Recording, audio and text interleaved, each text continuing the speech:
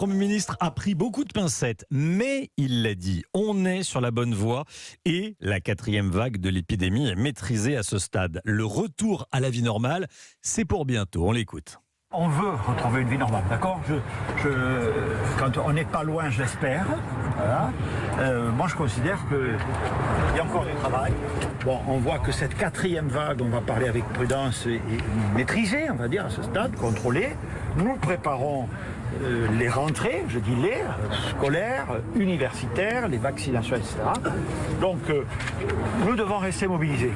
Voilà, le Premier ministre qui était dans le Bas-Rhin, nous devons rester mobilisés, mais il l'a dit, on commence à voir le bout du tunnel, on est sur la bonne voie. Louis Dragnel, bonjour. Bonjour Romain, bonjour à tous. Chef du service politique d'Europe 1. Alors, pourquoi faire cette déclaration à quelques jours seulement de la rentrée ?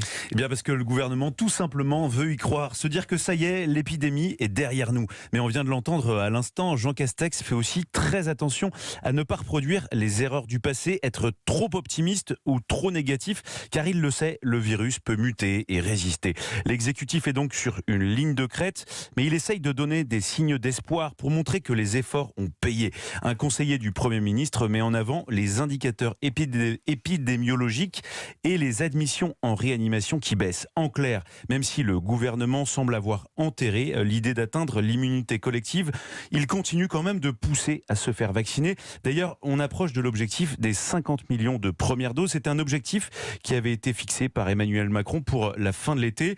Et donc, l'idée du gouvernement, c'est de dire qu'on a passé les pics, on va donc vers de meilleures perspectives.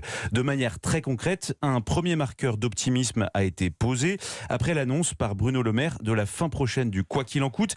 Et puis, cette prévision de croissance, plus 6% en 2021, après moins 8% en 2020, qui donne envie au gouvernement d'y croire. Merci beaucoup, Louis Dragnel.